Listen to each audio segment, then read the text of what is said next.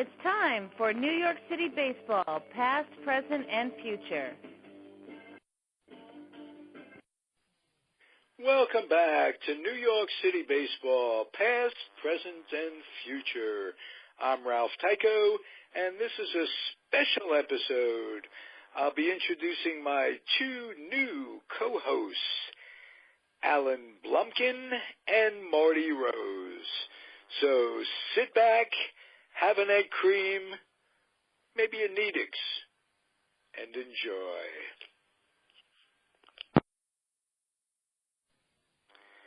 I'm back. Well, it's the first time, so I'm here.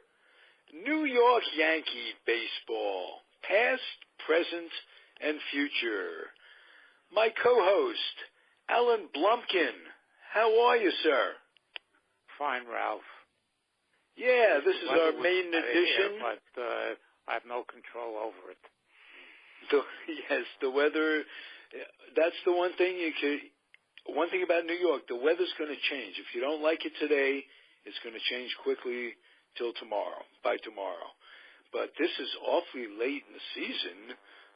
We're into May, and New York has horrible weather. Did you have any sort of, I'm in Alameda, California, in Northern California. Yeah. And Mr. Blumkin is in a Brooklynite. Yeah. So, but I grew up in New York, and so I know from weather, but it's unusual that by May you haven't really had spring in New York. Well, according to the Weather Channel, the jet stream is dipped. This is coming from Canada. This is dipping into the Midwest or Mid-South as far as Tennessee, and it goes up the coast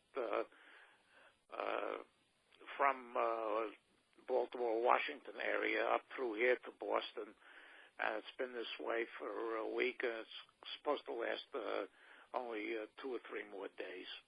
But it is unusual. Okay, well, then you get a little spring, things will be nicer. Right.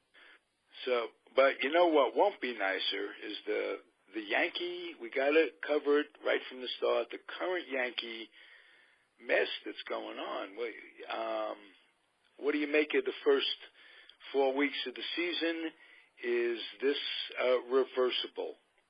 I don't think it's reversible because too many of their key players are old. Okay. And it seems like they're very, very hard to watch because not only are they old and bad, but they're boring. Right, they don't run at all. They don't. Team that's, as far as I'm concerned, that's worth watching for. And the starting pitching outside of Sabathia last night and Tanaka is very erratic, so they can't even get most of the time to their bullpen, which is generally pretty good. But I really don't see them even competing for a wild card this season. Well, you know, I think there might be hope in the sense they're going to get Chapman back, which makes their bullpen not just good, but terrific. And at that point, you could balance up a little bit. You can make a deal with somebody, perhaps. Maybe the Mets. Mets have an excess of pitching. That's not unheard of the Yankees trading. Yankees and Mets don't make trades, generally. Yeah. Even to help themselves, you don't think they would at this point? So I don't think there's one body on the Yankees that could replace one body on the Mets right now. Okay. So that you're looking at the Mets in because I'm a Met fan. I never get too positive about the Mets. You see them being in a pretty good position, I'll bet. Oh yeah. Well, I root for the Pirates in the National League, and when they made the trade. When they traded Neil Walker for John Neese, I hated that trade from a Pirates standpoint. Okay. And, Walker, I knew would solidify the second base situation. In fact, I told a number of Facebook friends of mine who were Met fans that they were going to love Neil Walker, which is... and we sure do. True. We got a major league shortstop with Cabrera So the infield defense, which was a big liability for them last year, is no longer a liability. Okay. They tightened up the defense, and the only problem they may have is the middle relief, because they've got enough offensive players to improve on what they had last year. Yeah, well, they've got Harrison as a big step up, and a guy named Bastardo. Bastardo was on the Pirates last year. He did a very good job, but the Pirate management seems to think that those kind of pitches are interchangeable, and this year they're finding out that that's not the case. Right. Bad decision. I got to kvel on you a little bit, Alan Blumkin, for those out there that don't know what kvel means. I'm so proud I chose you for this. We're talking off the air, and Wayne Unger, who shared the microphone with me when we had this show as New York City Baseball, past, present, and future, got too much. We're splitting it into two shows, New York Yankee Baseball, past, present, and future, and Mets Baseball, past, present, and future. I have to announce Marty Rose, my lifetime friend. We were in the second grade together, an avid Met fan, an original Met fan like myself, is going to co-host with me the Mets show. Alan Blumkin, my guest tonight, my co-host tonight, first time, is obviously co-hosting this. And Wayne Unger is branching out. He has his own show that includes more than just Yankee baseball, put it that way, and gives him a chance to do other things besides Yankee baseball on this network. He has his own show, and he just chose a name. And I told Mr. Blumkin what the name was and asked him if he knew the significance. I didn't even have to ask him if he knew the significance. The name of the show, an esoteric name, but one that I loved as soon as Wayne told me he chose it, is called Weighted Donuts. Now, if you're a maven like Alan Blumkin, you would know that the significance behind that is that Wayne's favorite ball player as a kid, as a little boy, was Ellie Howard. And Ellie Howard happened to, in addition to being an all-star catcher, the first Yankee black person called up as a Yankee in the Yankee organization in 1956, 9 years after Jackie came up in 1947. A disgrace that was, an embarrassment. Point being, Ellie Howard invented a little device called a weighted donut, and that slides onto your bat. It's like a weighted, like a weight, and it just slides on. And when you're taking batting practice, or not batting practice, in the on-deck circle, warming up, you warm up. Instead of warming up with two bats, swinging two bats like they used to do in the old days, well, you just use your bat, same grip, one bat, and when you take the weighted donut off, it feels much lighter. You get the same weight of the bat. You don't have to use a lighter bat. You boom, boom, boom. And Ellie invented that, and Wayne chose that as his esoteric name, and I love it. And I asked Alan, right away, you got it. So with that in mind, give me your, being an avid Yankee fan that you are in the American League, and actually really anytime you're an avid Yankee fan,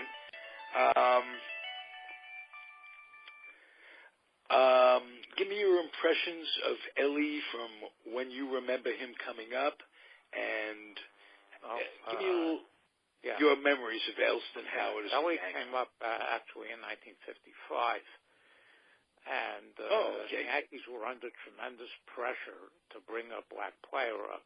In fact, their 53 team was the last all-white team to win a World Series. and the number one candidate was Vic Power, who had spent 2 years with their Kansas City farm team in 1952 and 1953, and he was too flamboyant for George Weiss's taste. Now, I could go on to give a whole dissertation on George Weiss, which would take up a couple of hours. And we could do that, but when you say flamboyant, now that's a key. That's a word that might have been used. That man's flamboyant is that he dated white women.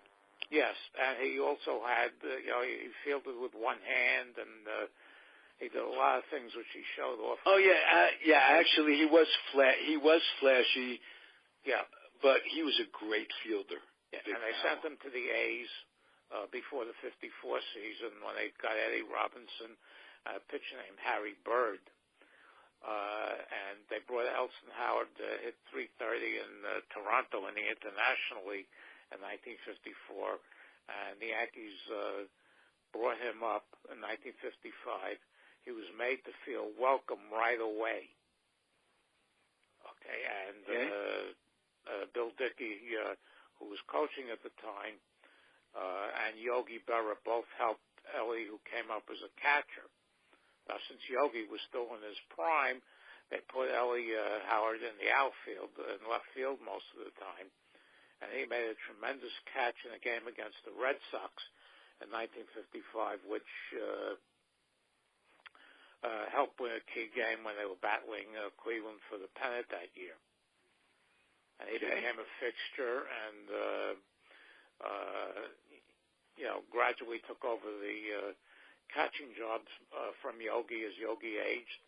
And they switched positions, and Ellie wound up being the MVP in the American League in 1963. Right. Well, that's when I think they had, in sports, they had 3 or 4 number 32s. 32 was Koufax. 32 was Jimmy Brown. Jimmy Brown, absolutely. Yeah, that was quite a year. The Yankees were right there. I mean, that was the end of the second dynasty of my life. First dynasty being from 49 to actually the third dynasty, end of the third dynasty. It was incredible what they did from 1949 to 1964. Even going back to 1921 when Ruth came. Right. And, basically, after 1964, they all got old and retired, or was sent Ford had to retire with arm trouble in '67. Ellie was sent to the Red Sox, where he wound up on the pennant-winning team in 1967. Talk about irony. Yeah, and then he came back and became a coach for the Yankees until his very, very untimely passing at the age of 51 in 1980. And there's a little funny story that happened to me yesterday on Facebook, is that I'm in this group called Friends Who Love Baseball, and somebody put up a picture of the Yankees with Whitey Ford in a road uniform. And I saw Ellie Howard in the picture, and there was a big discussion on what year that was from, and I reasoned out it had to be the 1955 pennant chase, because somebody pointed that Jim Constanti, the relief pitcher, was in that picture, and he was gone in 1956. And Ford did not win any Road World Series games in either year. So it had to be, and Marty Appel, who, is the authority on the Yankees, congratulated me for figuring out what year, when that picture was taken. So that was very, very nice. Very nice. Marty's been a guest on Comfortably Zoned a number of times, and I have a long history with Marty. What a tremendous man, and really, he's the Yankees. He's the face of the Yankees, from a publicity standpoint, from a public relations standpoint, as a historian. Yeah. It's incredible. The fact that I put down after congratulated me on that. I put down thank you coming from, it's really high praise coming from you. Right, So yes. I make that a practice on Facebook. Anytime I'm corrected or I do something like that, I always thank the person. Well, you're a mensch. I try Best I can tell you. I try to be. Yeah, you do the best you can. Yeah. And you're doing a good job of it. So let's go back to, because I want to tell you what signifies being a Yankee for me is, okay? Or being a Yankee fan or a Yankee observer or a Yankee hater. I'm going to wrap it up in one little paragraph. My family, my father and mother, took the kids to Washington one spring for a little vacation. I don't know, it was Easter vacation, whatever. But the Yankees are playing in Washington. It was, it was the second Washington team. It was 1961, right. And we went to the game. We got a cab ride to the game. And the cab driver is talking about, he's an avid baseball fan. He's describing the 61 Yankees. And I was not a Yankee fan. I was a Yankee worshiper, an observer. I was, at that time, floundering for fandom. My Giants had left in a few years before, and that was horrible, the New York Giants leaving in the Brooklyn Dodgers. So, but I'm just an observer, and I know they're great. But this guy is going on and on, this cab driver. He says, I go to 20, 30 games a year, and every time the Yankees are in, I'll drive to Baltimore to see them. I see them 20, 30. They're a machine. He kept saying, they're like a well-oiled machine. At every position, one guy goes down, they bring another guy up. Farm system coming along, a machine. And I can't get that out of my mind. It's 50 years later, him talking about how great they really were. And using the expression is, it's like an assembly line, how they did it. So that's how I feel about the Yankees. From my childhood, I was 16 at that time, in a real formidable age in terms of trying to put it all into perspective. What was your early on? What was the early on thing that got to you? As I mentioned, I think the last time we talked, I grew up in Queens. And people my age were not born in Queens. Everybody was either from the Bronx like I was or from Brooklyn. Right. Right away you had the Yankee-Dodger rivalry, even from grade school. And I first became interested in baseball through buying the cards. My parents had absolutely no interest in it.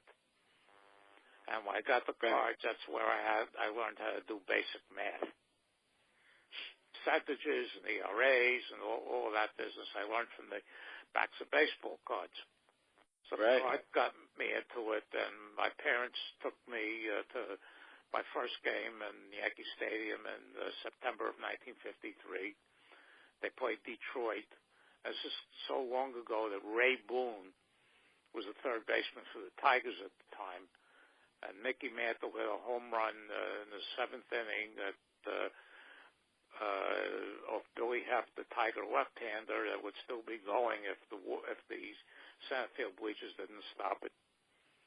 Wow. And they took me to a doubleheader in 1955, and they took me to a 1954. Took me to a Dodger Giant game in 1955, and then in September of 55, before school started, I went up there with a friend of mine. We were 12 years old. And we took a bus and two trains from Queens to get up there. You could do that back in those days without being afraid of being attacked on a subway. Yeah, you got on the E train and went and transferred to the D train. I went from the Q44A bus, which went down Union Turnpike, down to the E train to 7th Avenue and the D train up to Yankee Stadium. Yeah. And we were able to do this at 12, 13, 14 years old without any parental supervision. Yeah, Bert and I did much the same sort of stuff. Yeah. Kids could get around the city. It was a different time. It is such a radically different time. And not to digress from baseball too much, but we're gonna on the show because we're gonna talk about the times and the times that surrounded. For instance, the players themselves, they were working men. Oh, yeah. They worked off season. They had jobs. It wasn't like they were. Now it's a class thing. Automatically, a guy making $500,000 as a rookie in the major leagues, and he's 20, that's $525, as a matter of fact, minimum salary. Can't be putting things into perspective. It becomes all class. He cannot be getting down with the fans and walking to the ballpark and living in the neighborhoods. Well, my mother developed a little bit of an interest as I got older. My father never did, and her favorite was Hank Bauer. And Bauer used to tell, I read this in Dynasty and a few other places, that Bauer used to tell all the youngsters when they came up there that don't mess around with my World Series money. Because the $5,000 or $6,000 they were getting in the World Series was equal to a third of what they were getting paid for the year. Right. They all had to have winter jobs. Yogi Berra said that he had to work in clothing stores. He and Phil Rizzo opened the bowling alley. They all had these jobs in the off season because they were making what, as you said, what the average, a little bit more than the average person was making back then. A little bit more.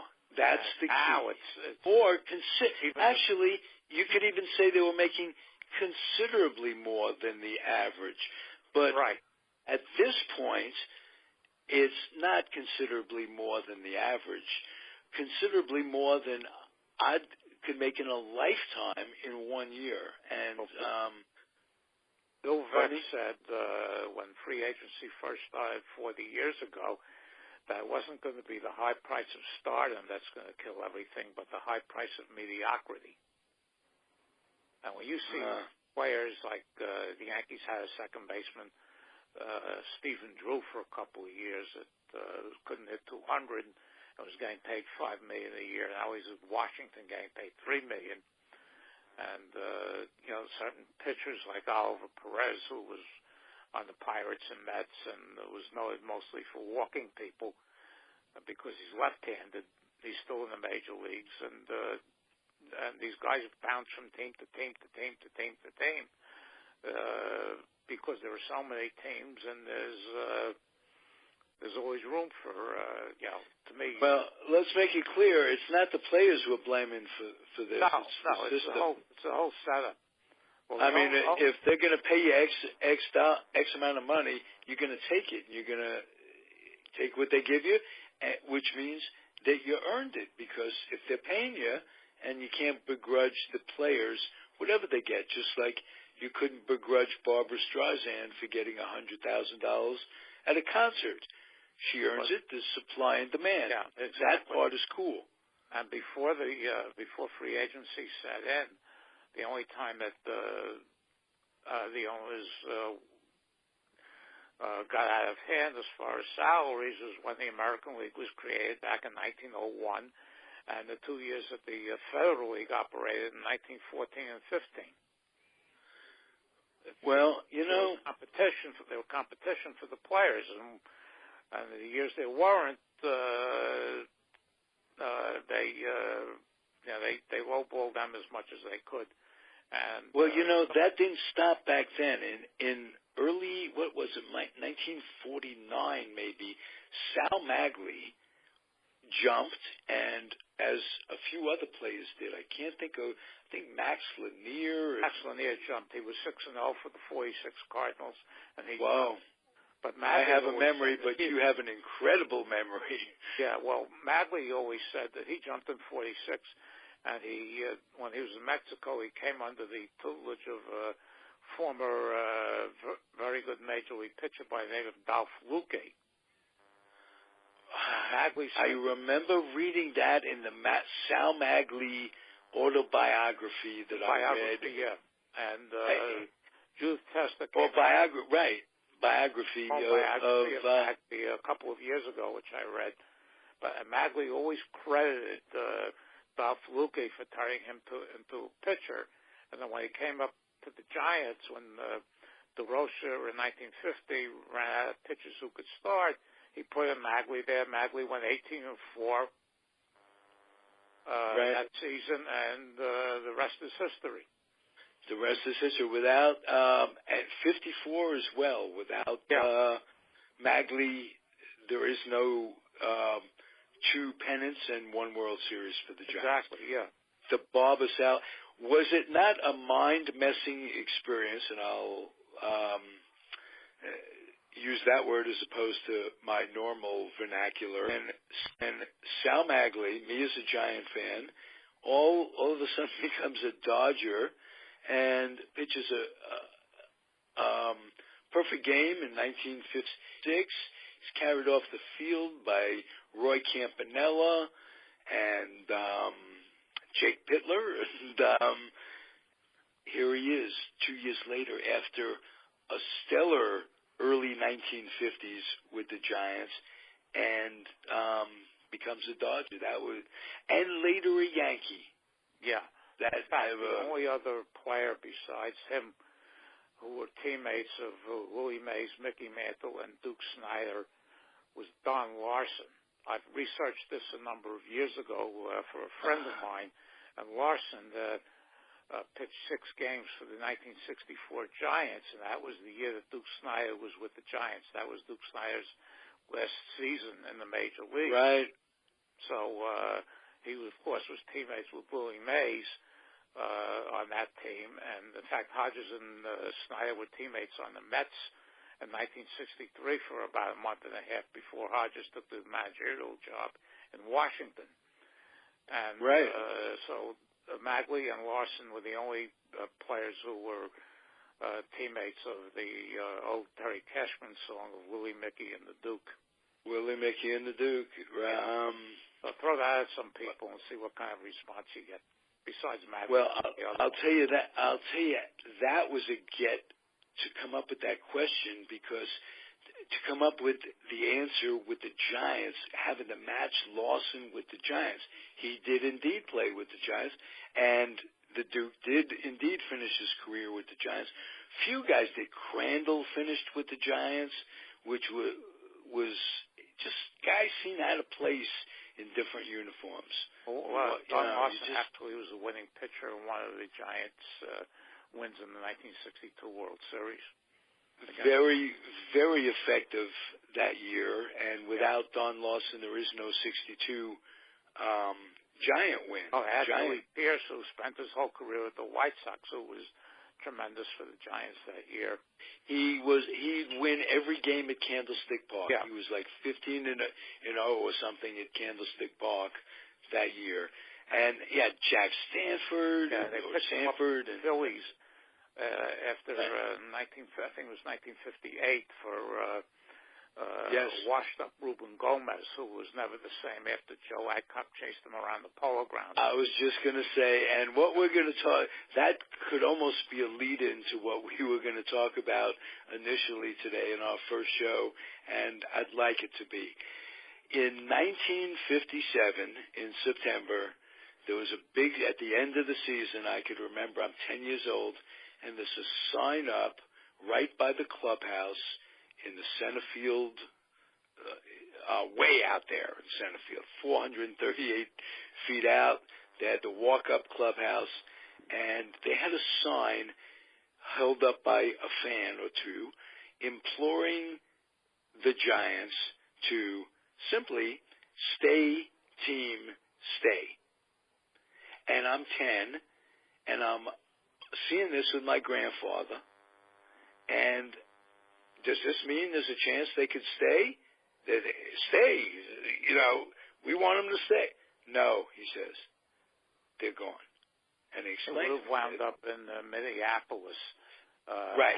The Dodgers not moved to Los Angeles and convinced Stoneham to go out to San Francisco because the old Metropolitan Stadium that the Twins played in before the Metrodome was originally built for the Giants.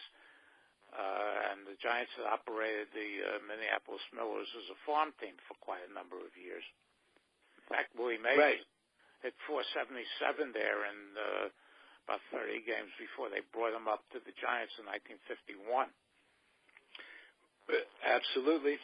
In May, on May 23rd, as a matter of fact. Yeah, and I'm not totally sure of this, but I'm pretty convinced that the Giants had a tremendous rookie class in 1958 with Cepeda and Davenport and Felipe Alou and Wagner and a number of others that I think they purposely held down in 1957 so they would have a lousy team. And when they moved out there, and the only assets they really had in 1957 were Willie Mays and Johnny Antonelli.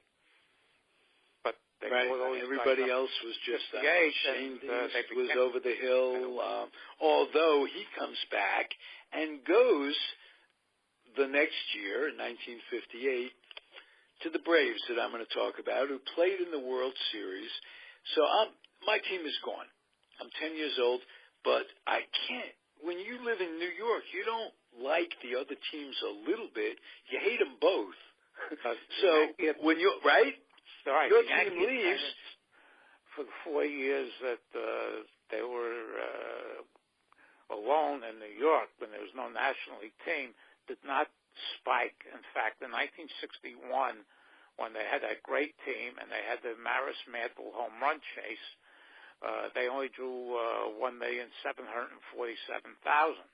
and there were plenty of Giant and Dodger fans that were out there that could never, ever warm up to the Yankees, because they hated them for years, and they found an outlet when the Mets came into New York in 1962. Right. And when the Dodgers came back too, I mean, the crowds were immense.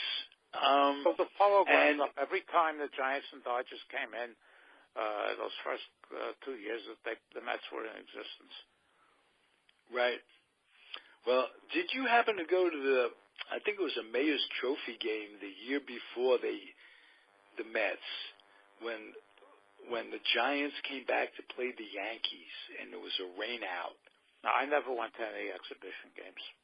Oh, okay. Well, they announced the Giant lineup. I think the game got rained out, but they got the lineups in. And the applause for Willie probably lasted 10 minutes without now batting number 24. But I could do that voice too, the voice of the Yankees. And as a matter of fact, Alan, what's your favorite number, your favorite baseball number? What number would have you worn if you played for the Yankees? 8. Number 8. All right, here we go. He was now batting for the Yankees, number 8, Alan Blumkin, number 8. Yeah, Yogi was, just because of the name, the nickname Yogi. It was one of the first baseball cards I got in 1951, and I just found out all about him, and I just watched him. I still get chills when I pop in some of the old World Series films I have when he swings.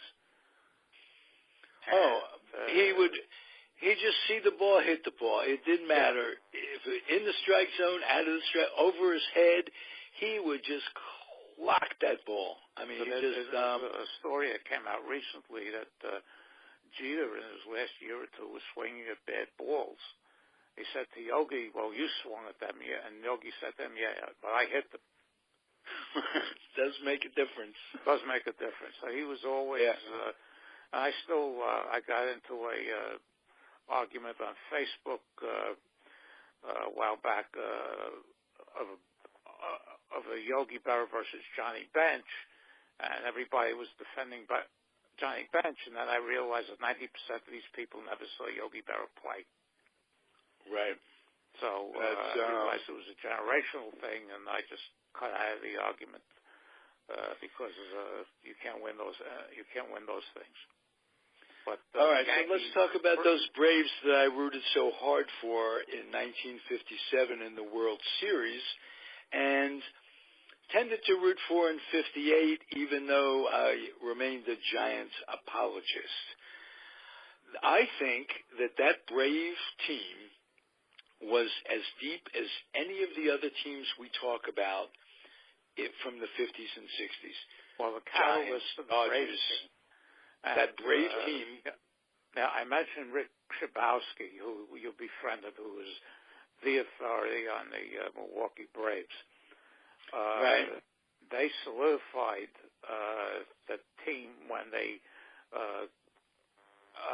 traded for Red Shadings in mid-1957, who was on the Giants. I was going to say they rejuvenated his career. They gave him Felix Mantilla. Him from the Cardinals the year before when they sent Alvin Dark and Whitey Lockman over as a big 8-player trade. And the Giants picked up from the Braves Danny O'Connell, who was then the incumbent Braves second baseman who couldn't hit anymore, secondary pitcher named Ray Crone, and they brought back Bobby Thompson for old time's sake. Right. And Shane East wound up with 200 hits that year and filled a hole that the Braves had for years. And, of course, when Shane Deans came down with the tuberculosis and missed the 1959 season, they had 7 players playing second base, who I named the Magnificent Seven because they were all terrible. And the only Jim one Moore was pretty decent. The only one who was any good at any point was Bobby Avila from the Indians, who was on the real downside of his career by the time he got to the Braves. But they had guys like Casey White, Andy O'Brien, and Felix Mantilla, and a couple of others that was just really, really. Mel Roach was the guy they had, who was one of my favorite all-time players. He might have been decent until he tore his knee up. Who was? Mel Roach. They got him from the Cubs, if I remember correctly. Yeah, along and with they had Bob Rush. another one named Chuck Cottier who couldn't hit, and Joe Morgan, the one who managed the Red Sox, not the Hall right, of not Fame. the great one. Yeah, right.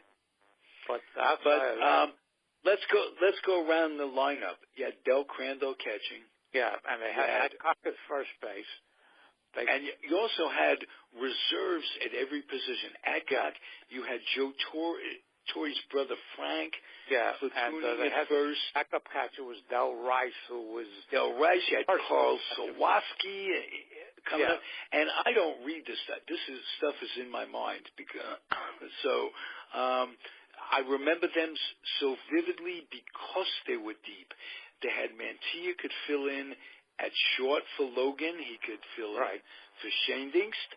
They had Matthews, who could play every day, young Eddie Matthews, Aaron, and Wes Covington, who was a hitting machine. Yeah, Wes Covington, they used him regularly when Bill Bruton tore his knee up. They put him in center, and he made a great catch. He wasn't supposed to be a real good center field when Bruton was injured. Right. And then that year they had the Bob Hazel Hurricane Hazel, who had probably the greatest 2 months of any nondescript ball player in history. Absolutely. This guy hits 400 for the year, basically. Didn't have enough at-bats to qualify for anything, but went absolutely nuts. And Billy Bruton, you mentioned, good ball player, fast as hell. He was also 5 or 6 years older than listed. A lot of the old Negro League players, when they came into the major leagues, did that. And, just to get a chance. And Del Rice was the personal catcher for the Braves' third pitcher, Bob Buell. And that was the first time I've ever heard of a pitcher having a personal catcher. That's very interesting. I wonder why that was. Buell was reputed to be not only the worst hitting pitcher, he was terrible. Yeah.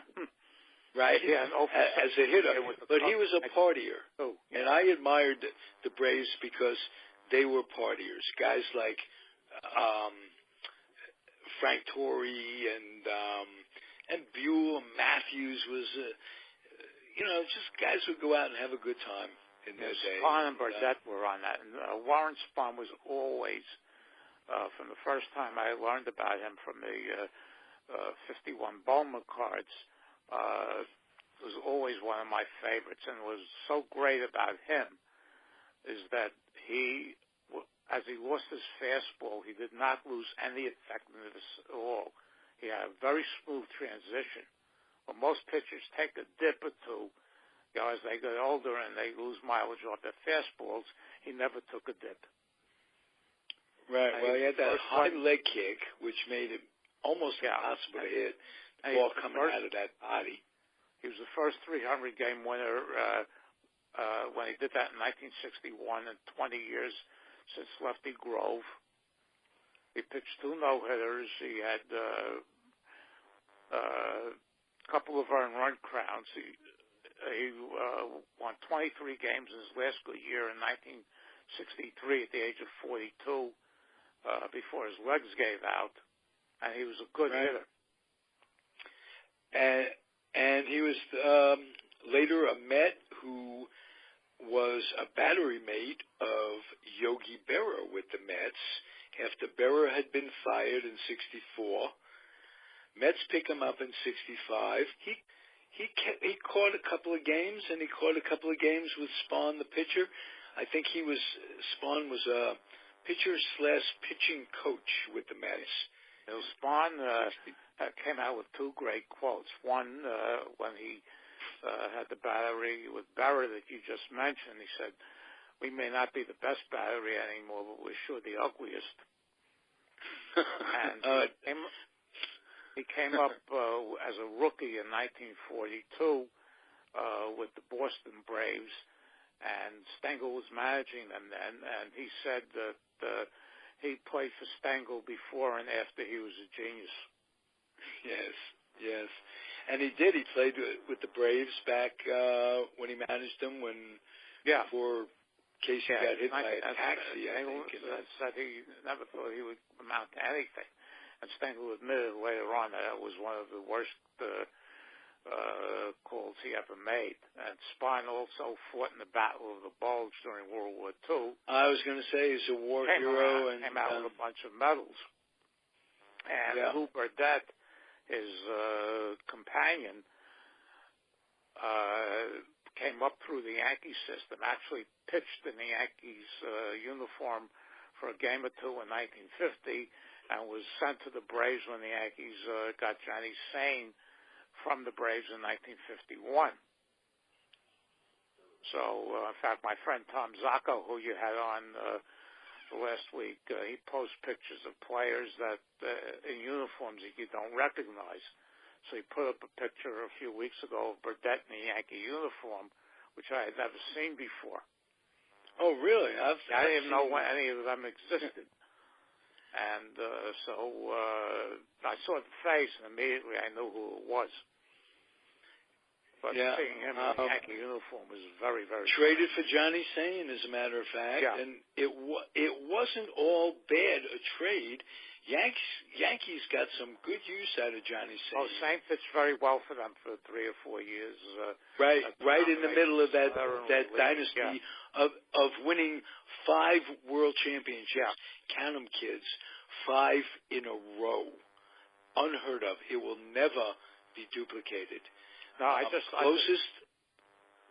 did a write-up for a card that my friend in Pittsburgh, Jim Howell, posted on Bob Cazava,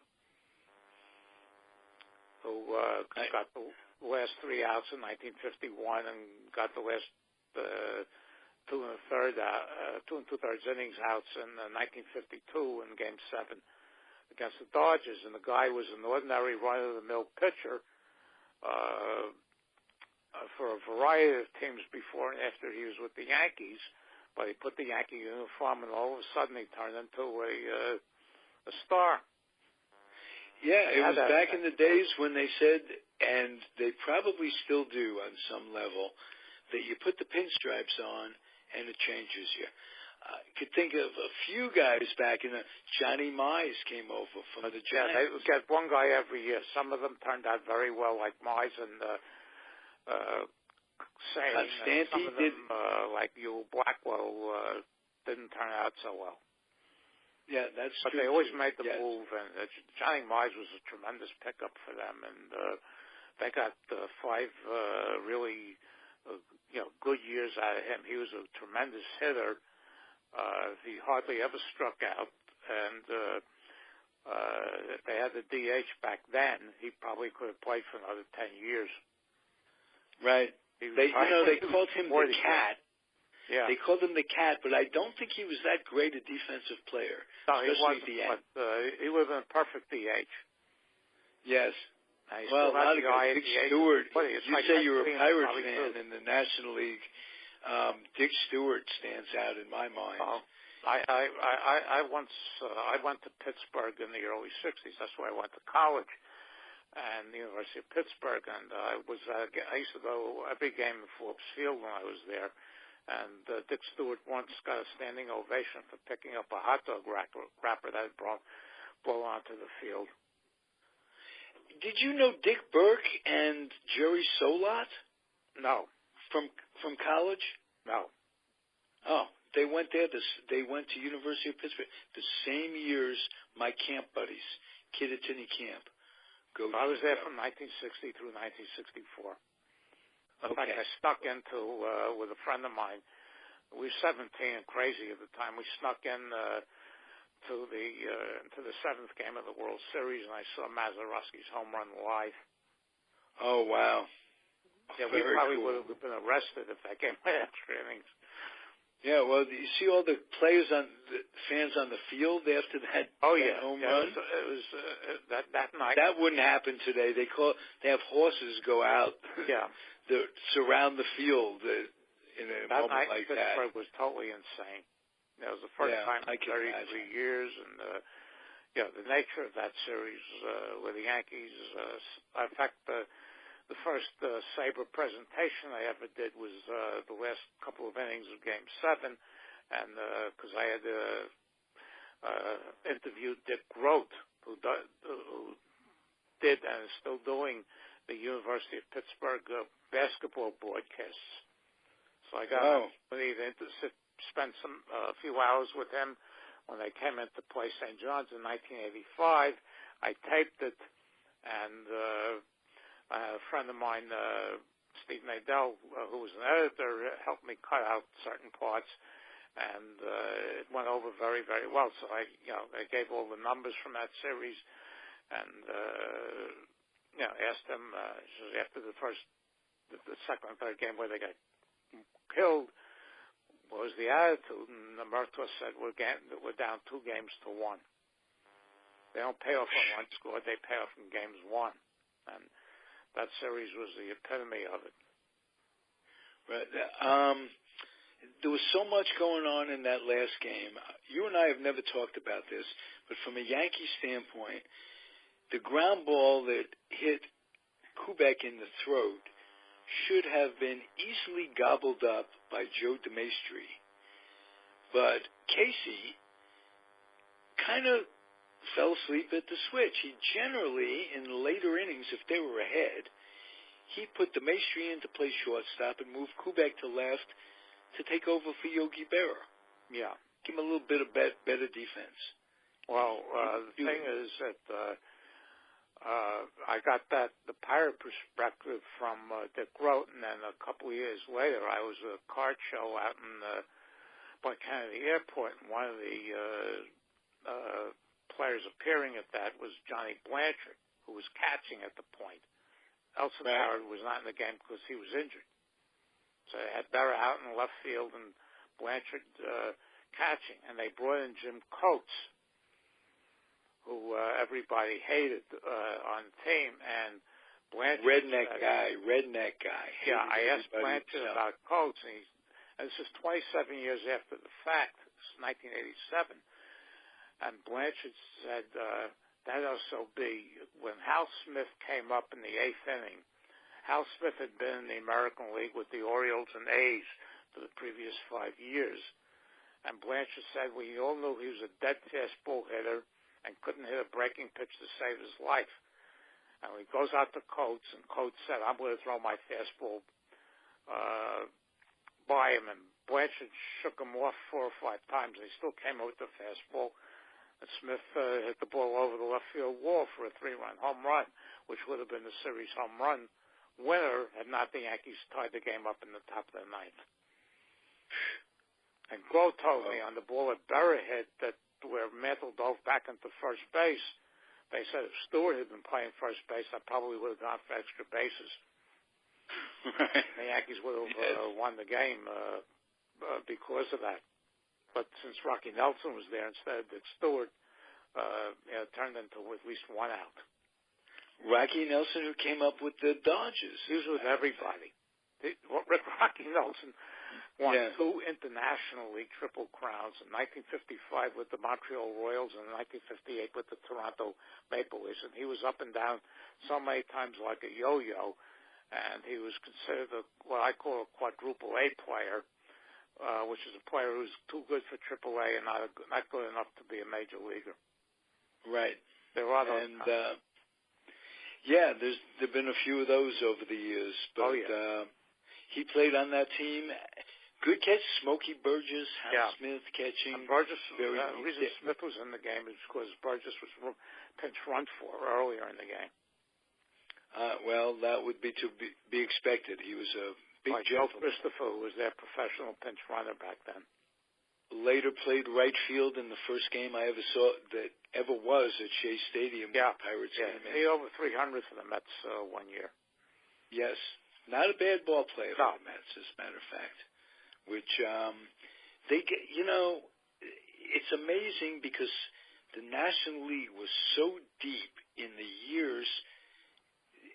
Every team, Cincinnati, Pittsburgh, everybody but the Cubs and the Phillies, basically, were deep as hell, and they had a lot to choose from, and they really messed it up. And I'll tell you I can't say.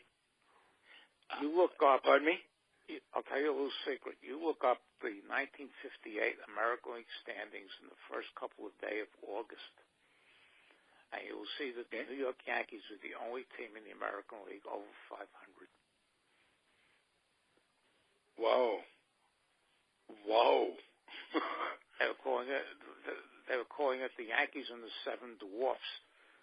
Yeah. The Yankees in that season had such a big lead, and they slept off the last couple of months, and they only wound up winning 92 games, which is good enough, I think, to win by 10 games over the White Sox. And they lost 3 of the first 4 games in that World Series against the Braves, and came back and won the last 3 to win that World Series.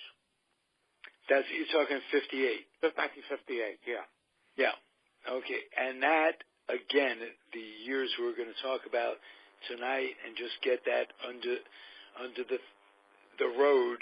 For me, it established the love-hate relationship between the Yankees and me that I had, because they're playing the Braves, but I'm a New Yorker, and I can remember Casey making the statement saying, well, it's the bushes. We're playing in the bushes, Milwaukee. Made me think, well, who should I be rooting for? I'm a New Yorker. Even though it's not my team, why would I root against my city? That kind of thing. Why? And that gave me the lifelong hate, love-hate relationship that I have. That's one of the things. It's hard to dislike the players, but you had to dislike the General Motors, General Motors, U.S. Steel kind of attitude in the front office about who they wanted as customers to come to the games. It was like there were this elitist team that had no communication with their fan base. Well, Am I far off there? Yeah, a bunch of years ago, I did a little bit for a TV station in upstate New York. They contacted me through Sabre, and they asked me to just talk about George Weiss. And one of the lines I wanted to use was to say he would have made a great commander of a concentration camp. Look at the commanders of this is a very, very hard analogy, but if you look at the commanders of some of the Nazi concentration camps and the way he ran the Yankees, there's not all that much difference. And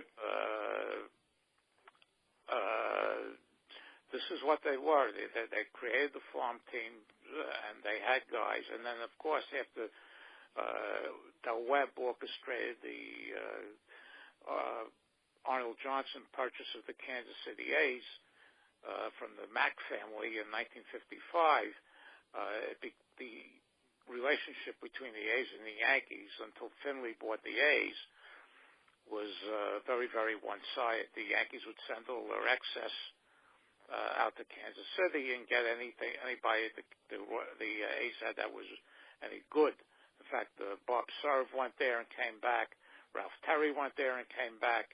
Clete Boyer went there and came back. There were quite a number of Yankee players. Ditmar was another guy. Enos Slaughter, back and forth. Yeah, they operated. Bob Cerv. I think you mentioned Bob Cerv, yes. Yeah, but what I was thinking about with the Yankees hierarchy and Weiss wasn't afraid to trade the spirit of that team. It's Billy Martin. He got into that Copacabana riff with Ellie Howard. Hank Bauer was there.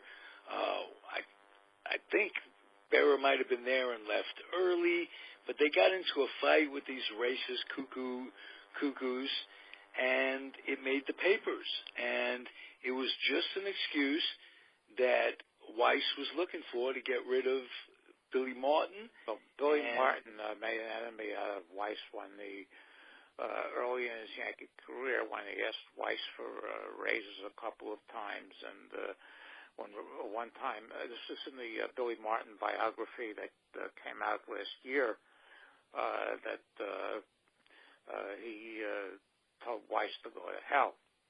And Stengel was always protecting Billy Martin, and then when they felt that Bobby Richardson was ready to take over as second base, Martin became expendable. But what I really hate George Weiss. I'm going to question your memory. It wasn't Richardson that took over. Gil McDougall went to second base after that. They had enough infielders. Andy Carey there for a couple of years at third. At third, right. And Gil McDougall went over from third to play second. But my point, after Rizzuto left, he became the regular shortstop. He was the regular shortstop on the regular third baseman, and the regular second baseman on 3 championship teams in different years. He said that he was never the same after he hit that line drive that hit Herb Score in the eye. I talked about that.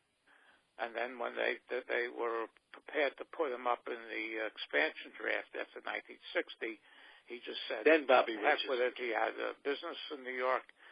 He became the baseball coach at Fordham, and he just called it a career at that point.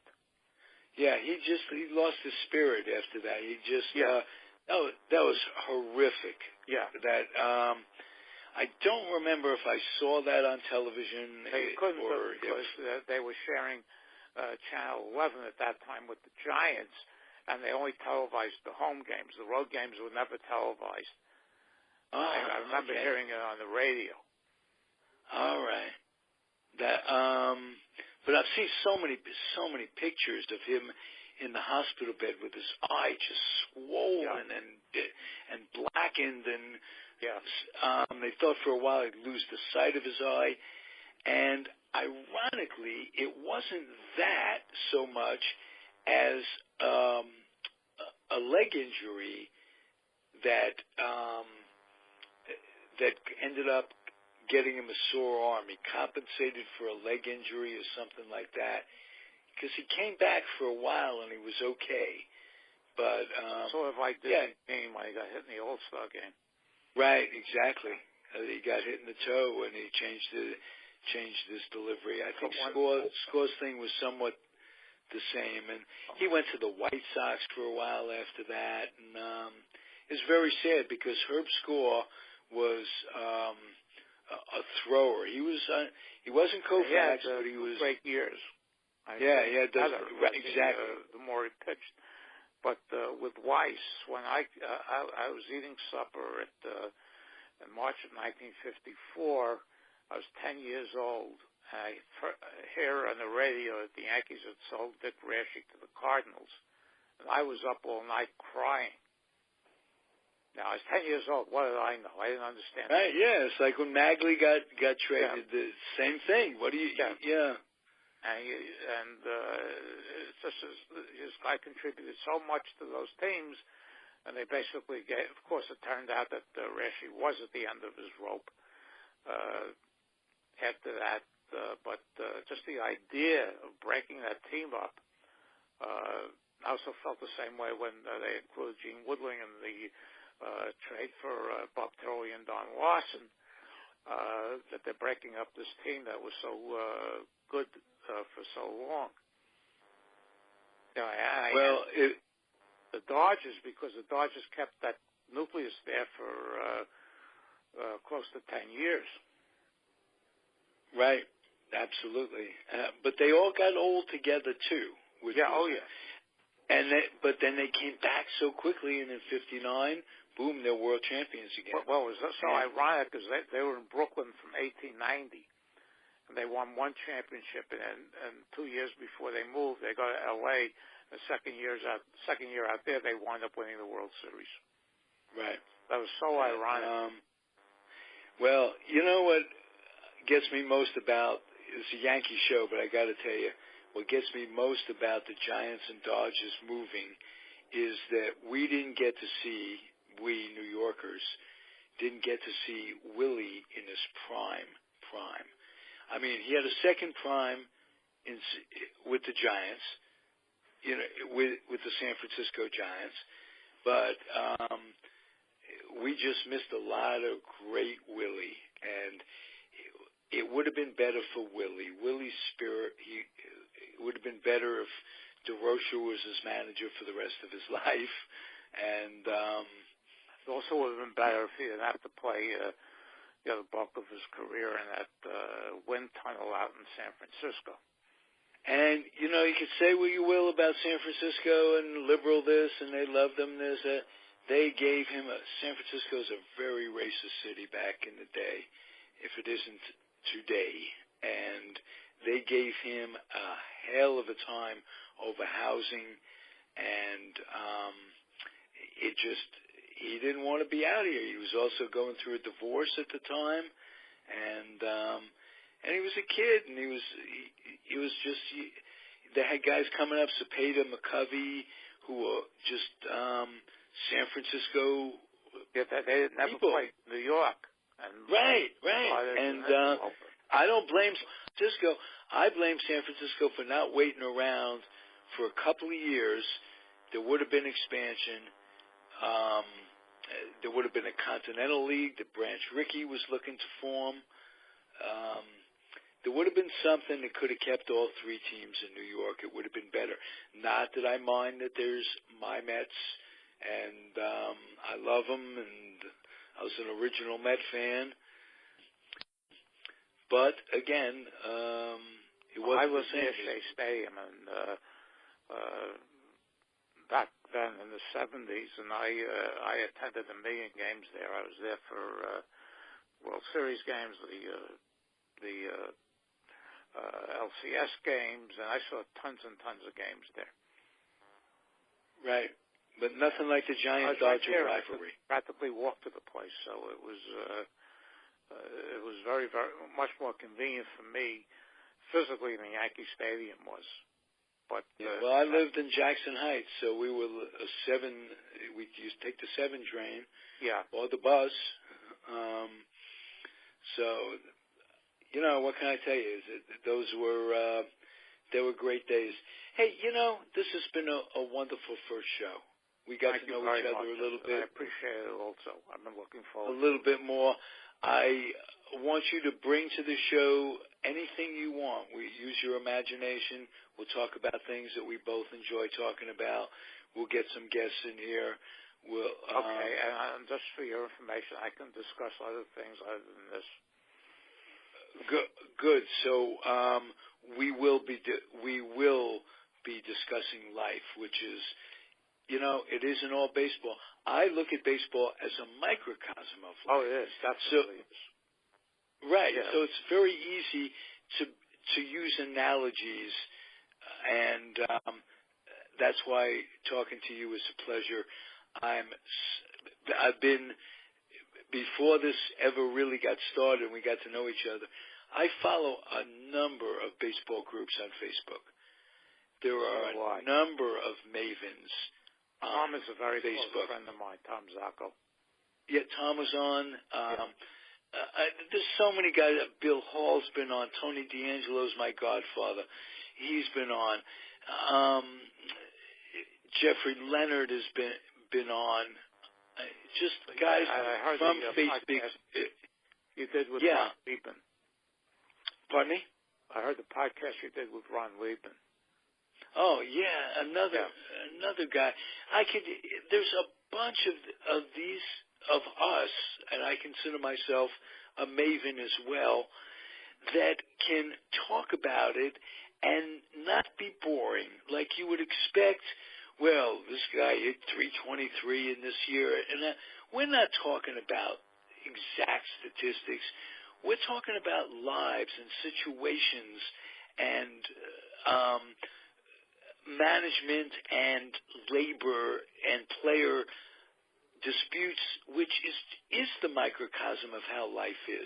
Well, and one of the things that I think separates me from some other people, and I'm not looking to give myself a pat on the back for this, is that I find the off-field machinations as fascinating as the on-field. Absolutely. And absolutely. And, you got 6 months of the season and then 6 months to think about it. And one of the questions I put up on Facebook, because somebody from the Hall of Fame posted a picture of Branch Rickey, I said, what do you think he would have been like in the era of free agency? And that stirred up a nice, interesting debate. Yes, I think he might have just thrown up his hands, as so many of them did, and just said, "This is not." And the whole interrelationship between Branch Rickey and Larry McPhail, I find endlessly fascinating. And someday, so we've got a lot to talk about in the next few. Once we just make it the next 25 years, we'll be doing this. Yeah. All right, my friend. Okay. We're going to wrap it up. This is our first edition. It's a comfortably zoned radio network production number 1. I've given you Alan Blumkin. Thank you, sir. You're welcome. Bye-bye. All right. Have a nice night, everybody, and please come back.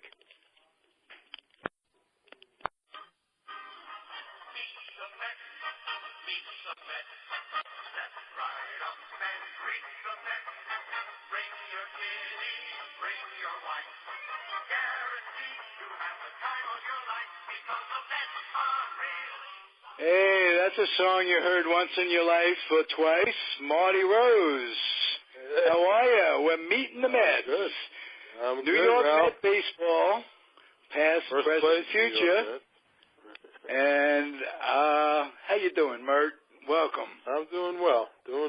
Very good. This is our maiden voyage, as it were, but you've been on many, many times on the Comfortably Zoned Radio Network, and we've shared a lot of Met memories, and we're going to really actualize a dream that we used to have growing up as kids. I can remember getting on the Q66 or the Q67. I don't remember the exact number. The bus going up Northern Boulevard to the Flushing Y when we were 10 years old, talking sports at that time. Yeah, true. It goes back a long way.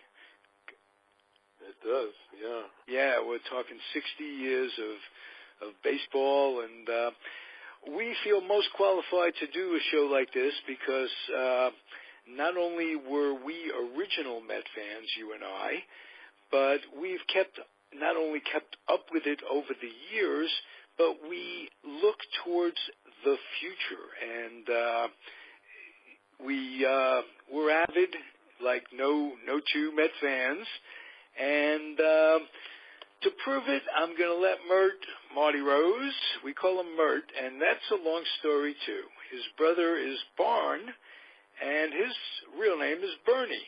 So Bernie and Barn became Mert and Mart. Did I say that right? No. But give me a little commentary. You said you wanted to do a little preparing for meeting the folk on our first day, and we're going to do a lot of chatting, but we chat with knowledge, and prove it, Mert.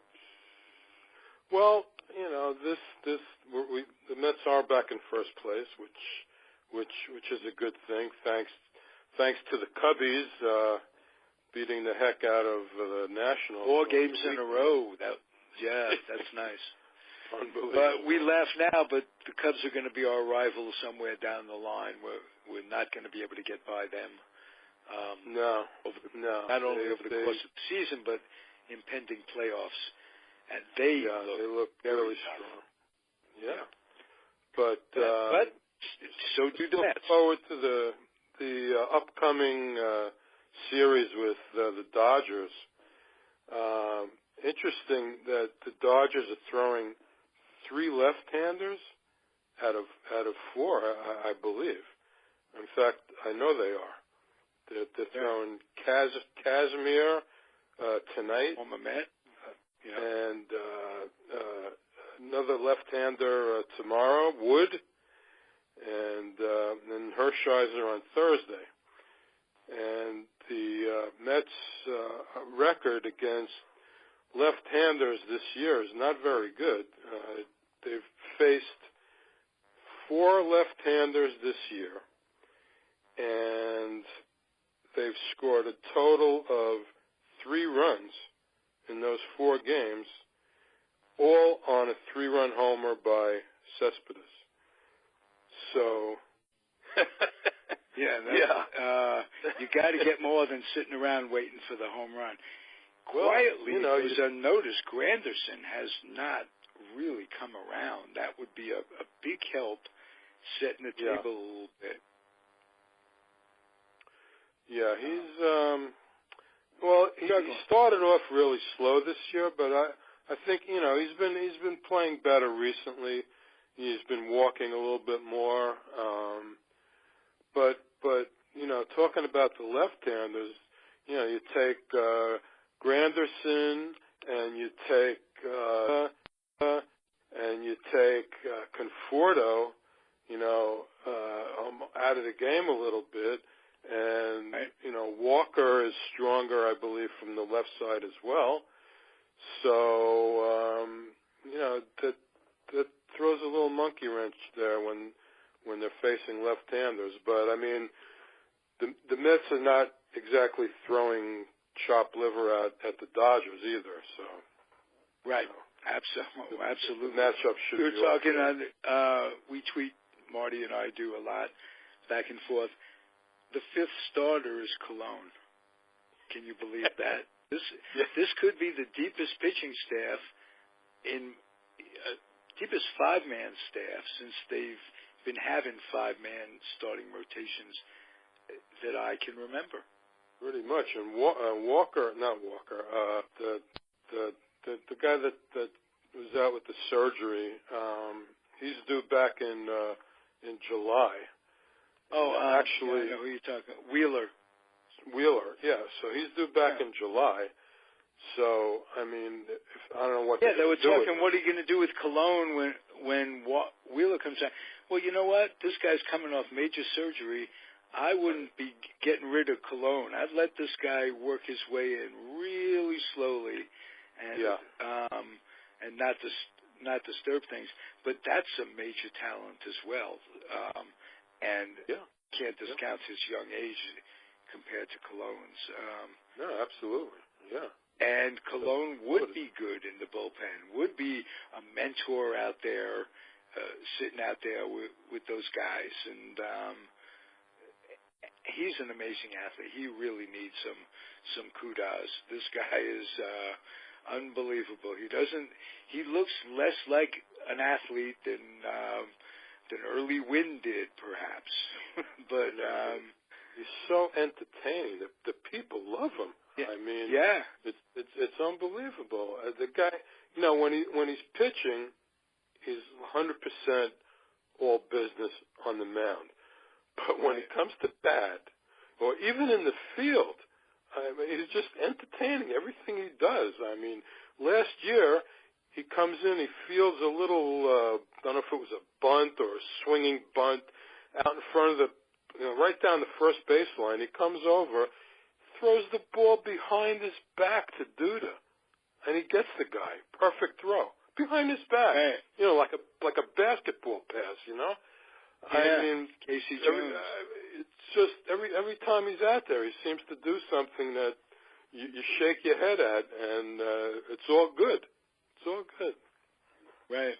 Very entertaining. It just flashed on me, and this has nothing to do with baseball. Rest in peace, Winston Hill, New York Jets. Oh, man. Yeah. That was a shocker. Yeah, very, very tough. Very tough. Yeah, at a young age, and I think getting him, and this is totally off the subject of baseball, somehow I think there might be one or two people out there that because they're listening to a Met show might not enjoy this particular part of the conversation, but become into it. When they got Winston Hill, they were able to become a Super Bowl contender, as far as I'm concerned. Before that, they were patching it up on the offensive line. Oh, yeah. He protected Joe 100%. And I don't know, do you follow Namath on Twitter at all? I don't, no. You don't? Because, I don't know if it's every day or every other day, he's been posting like a football card of Winston Hill with saying a few words, a different card every day. I mean, and the first day he had a picture, of them and, from like one of their training camps when they were, back in the day there in the 60s. At Hofstra, was it? Probably, yeah. Yeah. That's where they trained, yeah.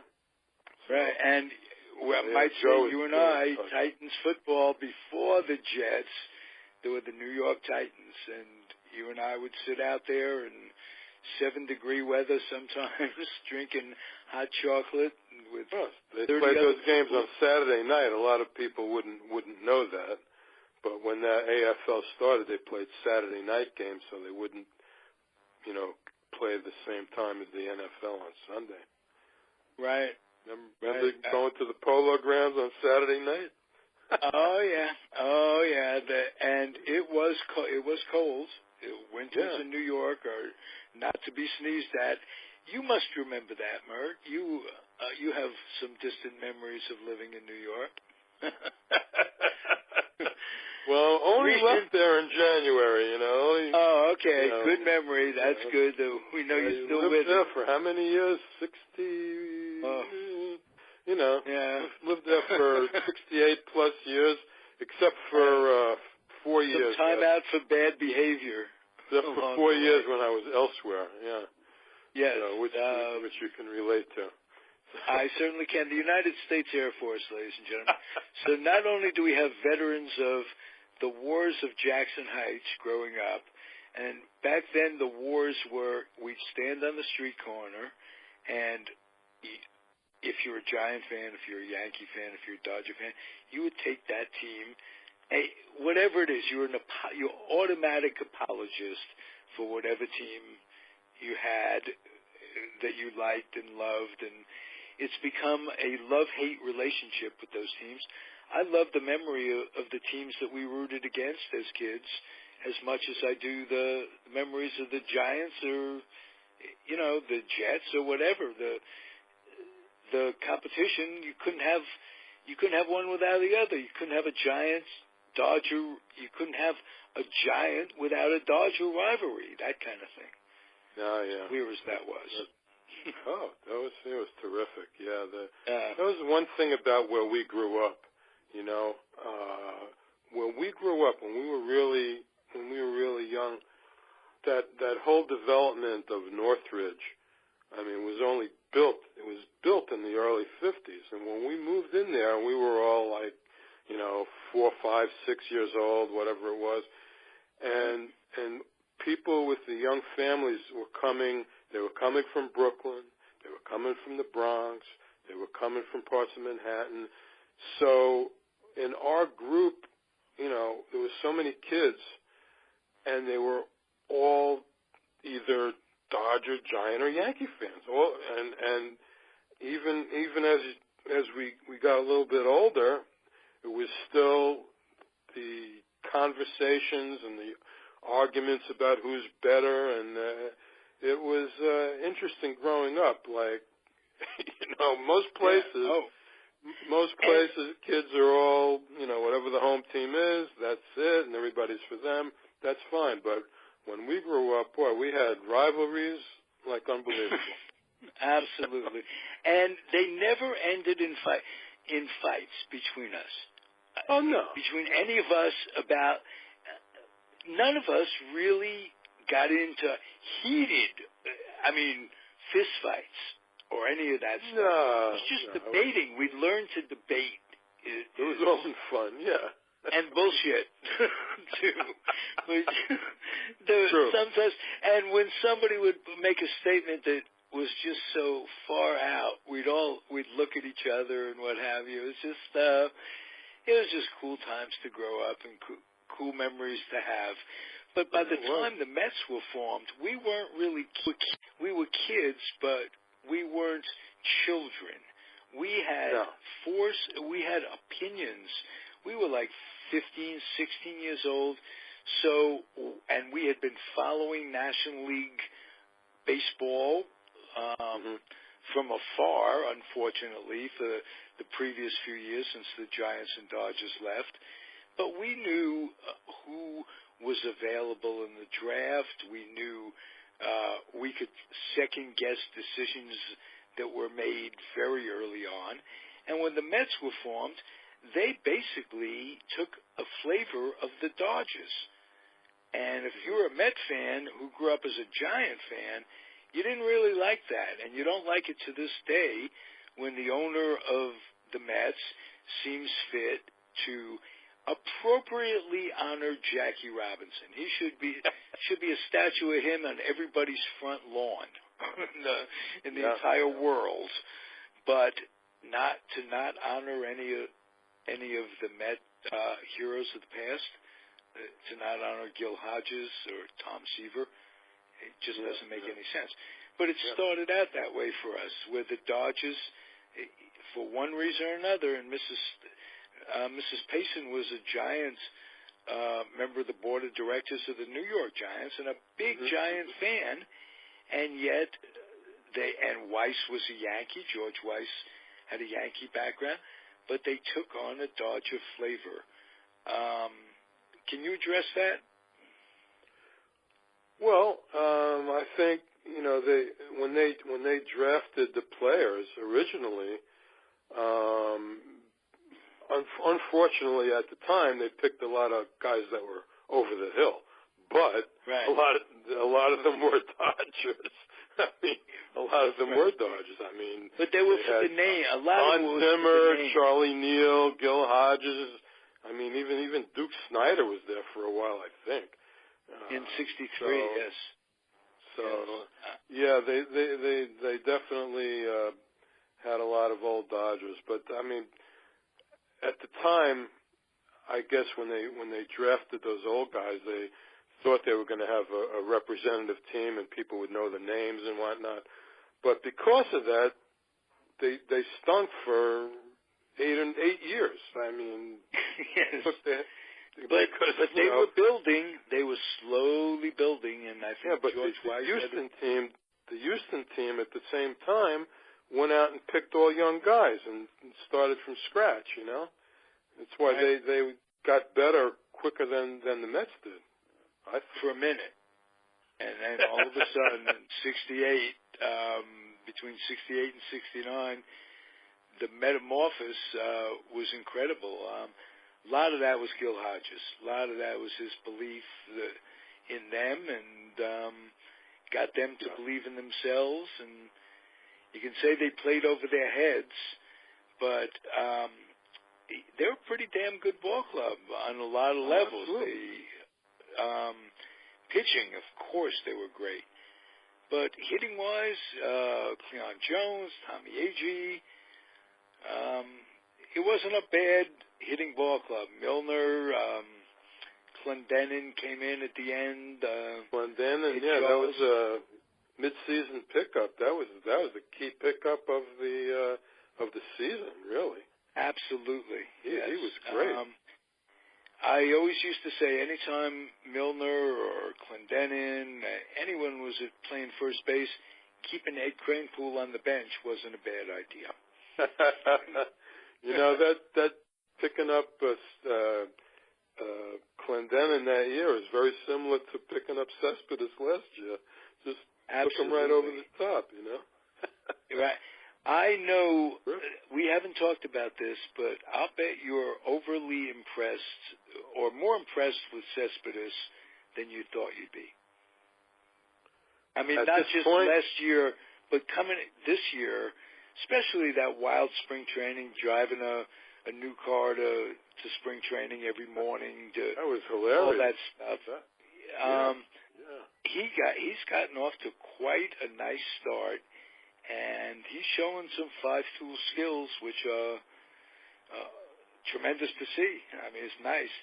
Keeping Lagares on the bench means that, and he's back from injury. He's playing well. They stick him out there they stick him out there for defense late, in center field usually late in the games also. Right, which is something you couldn't get from him last year because his arm was so bad and. He just had a bad year, and who knows about injuries between now and the rest of the year. He may become very important. And, they look to be very strong, and special kudos to Sandy Alderson, who, against up the middle. all odds, I mean, right? Unbelievable. The Wilpon thing has been a horror show for Met fans for years now. To work through all of that, to be able to at least extort some money from Wilpon to do some stuff is a credit. But this guy's built an organization that's it's really nice to see. Yeah, well, I got to give him credit for the Cabrera and Walker. I mean, what a difference up the middle on defense. Oh, my goodness. And Cabrera's arm and his solidity. About 300. Yeah. I know. They're both just doing beautifully offensively, but defensively, we haven't seen a Cabrera like that. I didn't know he was that good defensively. I really... No. Really hadn't seen him all that much, previously. So, and he had some Walker we knew problems. was good. Yeah. Walker had a good rep, especially from Pittsburgh last year. So, and he's in his walk year, so he's going to be 100% every day trying to. Oh, and he's loving New York, and they're loving him, so that makes for an early on, long-term thing where they don't have to go through a bunch of stuff where they hate each other for a minute. But when it comes to when it comes to next year, I got a feeling that he's going elsewhere. Unfortunately, because Ilson, he's that good, somebody's going to give him a big contract. But Ilson. Yeah, they got Herrera probably ready. I don't know how good he's going to be, but I think they're saving their money for the pitchers, Have to. Which they better do. And Harvey, speaking of the pitchers, we're talking on Monday night. It's, the 9th of April, of May, actually. May, yeah. Time flies, Ever since you're retired, time flies even faster than it used to. This is true. Know what it is. Yeah. But Harvey did pitch well yesterday.